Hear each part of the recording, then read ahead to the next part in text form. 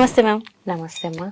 Ma'am, అసలు భగవద్గీత, చాలా మంది భగవద్గీత అంటే ఓకే, కొన్నాము, బుక్ కనిపించింది, కొనేసుకున్నాము, ఇంట్లో పెట్టుకున్నాం. అసలు దాని వాల్యూ ఏంటి? అసలు ఎందుకు చదవాలి భగవద్గీత? భగవద్గీత యాక్చువల్లీ చాలా మంది ఒక ధార్మికమైన పుస్తకము అని అనుకుంటారు. తర్వాత దాంట్లో సంస్కృతమైన శ్లోకాలు ఉన్నాయి, నాకు అర్థం కావు అని అనుకుంటారు. తర్వాత ఓల్డ్ ఏజ్ లో నేను చదవాలి అని అనుకుంటారు.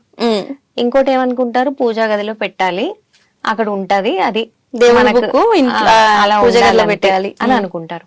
కానీ యాక్చువల్లీ భగవంతుడు చెప్తాడు, యాక్చువల్లీ మీరు భగవద్గీత చదివితే you are worshipping him with your intelligence. Okay. And ఎందుకు చదవాలి అంటే మన హృదయము క్లెన్స్ అవుతుంది దాంతోని, అండ్ మన కనెక్షన్ భగవంతుడితో ఏర్పడుతుంది, అందుకని చదవాలి. అండ్ మీకు నాలెడ్జ్ అనేది ఎన్నో విధాలుగా వస్తుంది, అంటే జ్ఞానం అనేది. కానీ ఇదేదైతే ఉందో ఇది శాస్త్రీయ శ్రద్ధ.